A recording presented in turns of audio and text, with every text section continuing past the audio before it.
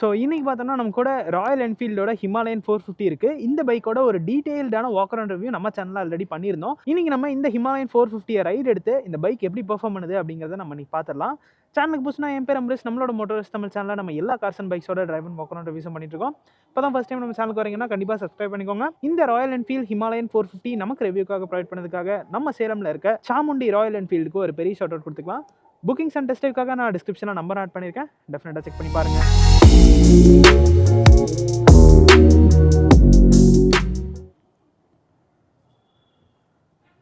So இதில் பார்த்தோன்னா நமக்கு ஒரு 4 இன்ச்சில் ஃபுல்லி டிஜிட்டல் இன்ஸ்ட்ருமெண்ட் கிளஸ்டர் கொடுத்துருக்காங்க. ஸோ எக்ஸாஸ்ட் நோட் ரொம்பவே கிறிஸ்பியாக இருக்குது. நம்ம பைக் எடுத்த உடனே ஒரு சின்ன ஒரு ஆஃப் ரோடில் தான் இதை டெஸ்ட் பண்ண போகிறோம். 230 mm கிரவுண்ட் கிளியரன்ஸ் இந்த பைக்கில் நமக்கு கிடைக்குது. ஸோ இந்த மாதிரி சின்ன சின்ன ஆஃப் ரோடில் நமக்கு ஒரு பிரச்சனையே கிடையாது. ஸோ இப்போ பார்த்தோன்னா நமக்கு ஒரு சின்ன ஒரு இன்க்ளைன் செகண்ட் கியர்லேயே தான் போயிட்டுருக்கேன். Not a problem.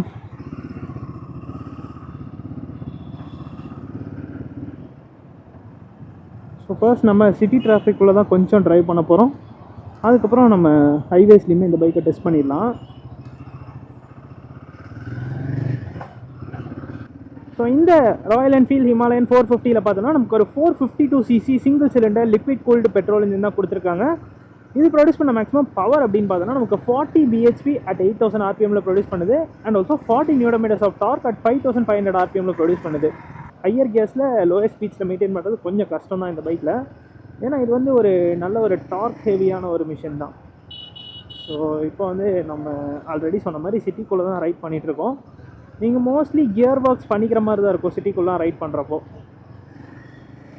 பட் உட்காந்து ஓடுறதுக்கு ரொம்ப ஒரு அப்ரைட்டான ஒரு ரைடிங் போஸ்டர் தான் இந்த பைக்கில் நமக்கு கிடைக்குது. ஃபோர்த் கியரில் இது ஒரு சின்ன ஒரு பிரிட்ஜ், இது ஏறி தான் நம்ம பார்ப்போம். 44ல் போயிட்டுருக்கு.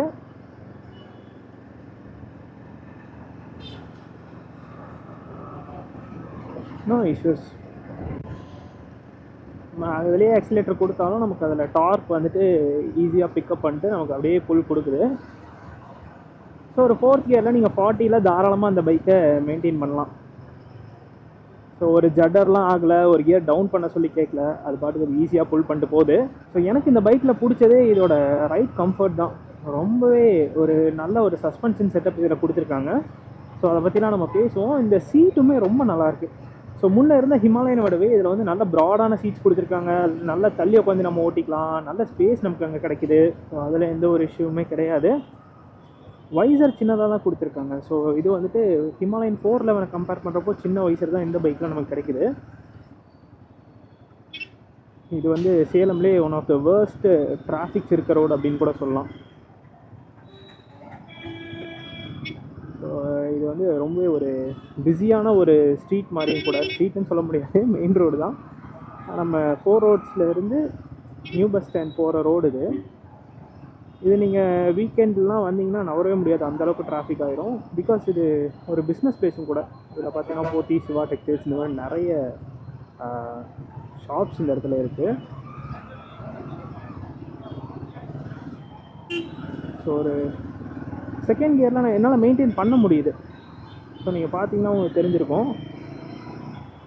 ஸோ சிட்டிக்குள்ளே நீங்கள் ஒரு செகண்ட், தேர்ட், மேக்ஸிமம் 4th வரைக்கும் எடுத்துகிட்டு போகலாம். அதுக்கு மேலே நீங்கள் எடுத்துகிட்டு போக முடியாது. பிகாஸ் இது வந்து இந்த பர்ஃபார்மன்ஸ் எப்படி டியூன் பண்ணியிருக்காங்க அப்படின்னு பார்த்தோம்னா, இந்த பைக் வந்துட்டு ஒரு மிட்ரேஞ்ச் அண்ட் டாப் எண்ட் ஓரியன்டாக தான் இந்த இன்ஜினோட பவர் டெலிவரி நமக்கு இருக்கும். ஸோ சீட் ஹைட் 825 ஆல்ரெடி சொல்லியிருப்பேன். என்னோட ஹைட், என் ஹைட் ஃபார் ரெஃபரன்ஸ் தான் 5'8". என்னோட ஹைட்டுக்கு வந்து ரொம்பவே கம்ஃபர்டபுளாக தான் இருக்குது. 4000 rpm தாண்டிச்சுன்னா பைக் வந்து அப்படியே சீறிக்கிட்டு போகுது. ஸோ திரும்ப ஒரு இன்க்ளைன்.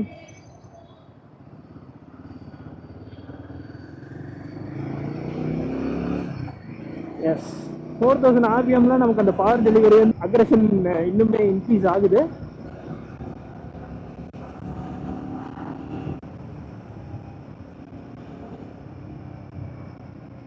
பயங்கர டார்க்கு கைஸ், சரியான டார்க் இருக்கு. 6 ஸ்பீட் கியர் பாக்ஸ் இந்த பைக்கில் நமக்கு வந்துடும். அண்ட் த்ராட்டில் பார்த்தோன்னா நமக்கு ரைட் பை ஒயரில் தான் கொடுத்துருக்காங்க. ஹீட்டிங் இஷ்யூ இருக்கா அப்படின்னு கேட்டிங்கன்னா லிக்விட் கூல்ட் இன்ஜின்னால பெருசாக ஹீட்டிங் இஷ்யூ தெரியல. நான் அதுவும் இல்லாமல் நான் இப்போ ஜீன் போட்டு தான் ட்ரை பண்ணிகிட்ருக்கேன். அதனால் பெருசாக அந்த ஹீட்லாம் எனக்கு ஃபீல் ஆகலை பைக்கில். ஸோ வைசர் சின்னதாக இருக்கிறதாலவோ என்னவோ தெரில, விண்ட்லாஸ்ட் வந்து பெருசாக அதை ப்ரொடெக்ட் பண்ணல. But it's okay. Look wise பார்க்குறதுக்கு அந்த டிசைன் கூட இந்த வைசர் நல்லாவே மேட்ச் ஆகுது அப்படின்னு தான் சொல்லணும். ஸோ பிரேக்ஸ் அப்படின்னு பார்த்தோம்னா இந்த பைக்கில் வந்துட்டு நமக்கு ஃப்ரண்ட்டில் 320mm பிரேக்ஸ் கொடுத்துருக்காங்க, ரியரில் 270mm பிரேக்ஸ் வந்துருக்கு. ஃப்ரண்ட்டில் டியூவல் பிஸ்டன் கேலிப்பர்ஸ் வந்துடும், ரியரில் நமக்கு சிங்கிள் பிஸ்டன் கேலிப்பர்ஸோடு தான் வருது. அண்ட் இந்த டிஸ்பிளேலேயே பார்த்தோம்னா நம்ம வேணுனாலும் நிறைய இன்ஃபர்மேஷன்ஸ் இருக்குது. மேப் வியூ பார்த்துக்கலாம். இப்போ வந்துட்டு பார்த்தோம்னா டாக்கோமீட்டர் வர மாதிரி நான் வச்சுருக்கேன். ஸ்பீடோமீட்டருமே நம்ம டிஜிட்டலில் பார்த்துக்கலாம். எஸ், ஹைவே வந்துட்டோம். பவர் பார்க்கலாம்.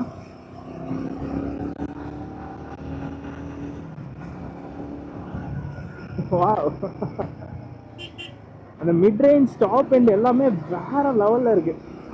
மிட் ரேஞ்சில் அந்த பாசேஜ் இருக்கே எவ்வா. வாவ். ஸோ ஹைவே க்ரூசிங்க்குலாம் எனக்கு தெரிஞ்சு தாராளமாக இருக்கும்னு நினைக்கிறேன். ஸோ டயர்ஸுமே அந்த கான்ஃபிடன்ஸ் நல்லா இன்ஸ்பைர் பண்ணுது. நான் சின்ன ஒரு ரைட் கார்னர் எடுத்தேன். ஸோ நீங்களே பார்த்துருப்பீங்க, ஒரு 60க்கு மேலே பைக் போயிட்டு இருந்துச்சு. பிரேக்ஸ் ஓகேண்ணா. ஸோ காம்பினேஷனாக யூஸ் பண்ணிக்கோங்க, அது உங்களுக்கு கொஞ்சம் ஒரு பெட்டரான ஒரு சப்போர்ட் கொடுக்கும். நீங்கள் தனியாக ஃப்ரண்ட் பிரேக் மட்டும் அடிச்சிங்கன்னா ஸோ ரெஸ்பான்ஸ் வந்து இருக்குது, பட் கொஞ்சம் அது வந்து ப்ரொக்ரெசிவாக தான் இருக்குது. பில்லியனுக்குமே ஓகே தான், இடம் இருக்குது, நல்ல ஒரு பெரிய சீட் கொடுத்துருக்காங்க. பட் ஒரே ஒரு சின்ன இஷ்யூ என்னென்னா அந்த குஷனிங் வந்துட்டு ரொம்ப சாஃப்டாக இல்லை.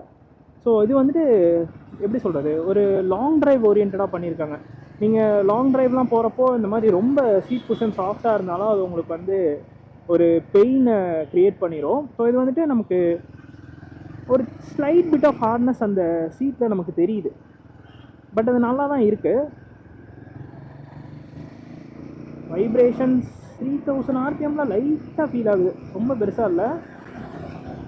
அதுவுமே ஹேண்டில் பார்ஸ்லாம் பெருசாக இல்லை. நம்ம இனிஷியல் ஆர்பிஎம்ஸில் மட்டும் லைட்டாக ஃபீல் ஆகும், பட் மூவ் பண்ண அது நமக்கு பெருசாக எந்த இடத்துலையுமே வைப்ரேஷன்ஸ்லாம் ஃபீல் ஆகலாம். நான் வைப்ரேஷன்ஸ் எங்கே பார்த்து சொன்னேன்னா இந்த வைசரில் நான் ரொம்ப ஹையர் கியரில் வண்டியை விட்டேன். அப்போ வந்து லைட்டாக எனக்கு தெரிஞ்சுது. 5th கியரில் பாருங்கள் அப்படியே ஈஸியாக புல் பண்ணுது.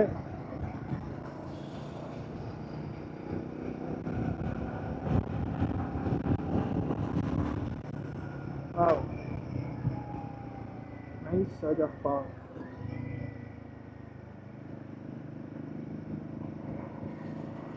ஸோ ஹைவே க்ரூசிங்லாம் உண்மையிலே ஒரு நல்ல ஒரு மிஷின் கைஸ்.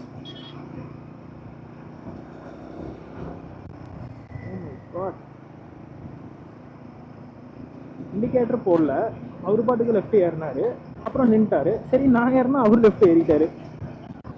ஸோ ஹிமாலயன் அப்படின்னாலே நிறைய பேருக்கு ஒரு இமோஷன் அப்படின்னே சொல்லலாம் இந்த பைக்கை. இதோட ஆவரேஜ் க்ரூசிங் ஸ்பீட் அப்படின்னு பார்த்தீங்கன்னா 100 to 120 நீங்கள் தாராளமாக அந்த பைக்லாம் க்ரூஸ் பண்ணலாம்.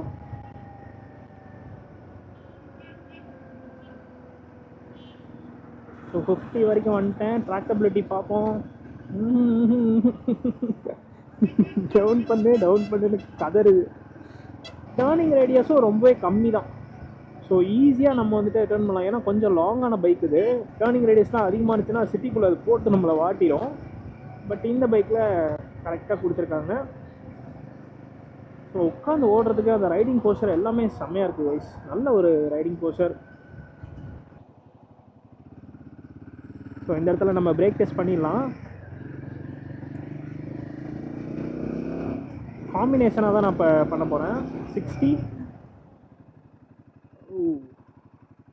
ஓகே, நல்ல ஒரு ஸ்டாப்பிங் பவர் இருக்குது. காம்பினேஷனாக பிடிக்கிறப்ப ரெஸ்பான்ஸ் நல்லாயிருக்கு. லெஃப்ட் கார்னர் எடுக்கலாம், தாராளமாக எடுக்கலாம் கார்னர்ஸ். ஸோ மைலேஜ் அப்படின்னு பார்த்தோன்னா நீங்கள் ஒரு 30 kilometers, 30 to 32 எக்ஸ்பெக்ட் பண்ணலாம், depends on the riding style. So நீங்கள் ரொம்ப அடிச்சுலாம் ஓட்டினீங்கன்னா ஒரு 30க்கு கம்மியாக வரவும் சான்ஸ் இருக்குது. அண்ட் ரைட் மோட்ஸுமே நமக்கு வந்துடுது. ஸோ இதில் பார்த்தோம்னா நமக்கு sport mode and eco mode கொடுத்துட்றாங்க. எக்கோ மோட்டில் பெருசாக நமக்கு பவர் டெலிவரி வந்து கம்மியாகிற மாதிரிலாம் ஃபீல் ஆகலை. ஏபிஎஸ் மோட்ஸுமே வந்துடும். ஸோ நீங்கள் ஆஃப் ரோடிங்லாம் பண்ணுறப்போ நீங்கள் ஏபிஎஸ்ஸை ஆஃப் பண்ணிட்டு கூட கொஞ்சம் விளையாடலாம்.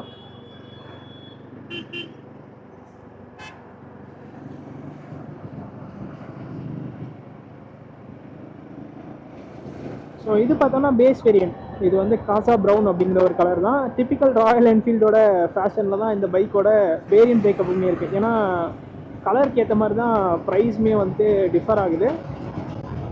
இந்த பர்டிகுலர் வேரியண்ட்டோட எக்ஷோரூம் ப்ரைஸ் பார்த்தோன்னா 2,85,000 ருபீஸ் எக்ஷோரூம் வருது. ஆன் ரோட் ப்ரைஸ் அப்படின்னு பார்க்குறப்போ 3,55,000 ருபீஸ் வருது. இதுவே நீங்கள் டாப் எண்ட் எடுத்தீங்கன்னா 2,99,000 ருபீஸ் எக்ஷோரூம் ப்ரைஸிங். இதுவே ஆன் ரோட்னு வரப்போ உங்களுக்கு ஒரு 3,70,000 ருபீஸ் ஆன் ரோட்டில் இந்த ராயல் என்ஃபீல்டோட ஹிமாலயன் 450 உங்களுக்கு கிடைக்கும்.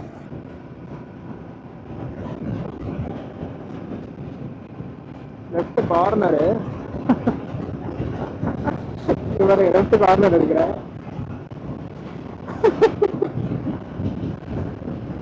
Mat machine, highway cruising mad machine இது. ரொம்ப சின்னதாக கேப் இருக்கு, இது போக மாட்டேங்குது, அவுட்டாக இருக்கு. தேர்ட் கியர்ல எடுத்து பார்க்கலாம் 20ல இருந்து. டவுன் ஷிஃப்ட் பண்ண சொல்லுது. ஸோ இது இது இது ஒரு விஷயத்த மட்டும் நீங்கள் அட்ஜஸ்ட் பண்ணிக்கிட்டீங்கன்னா நீங்கள் ஹைவேஸில் விளையாடுறதுக்கு ரொம்ப ஜாலியாக இருக்கும் இந்த பைக் வச்சுட்டு. ஸோ 2016 எனக்கு தெரிஞ்சு ஹிமாலயன் 411 ஃபஸ்ட்டு வந்துச்சுன்னு நினைக்கிறேன்.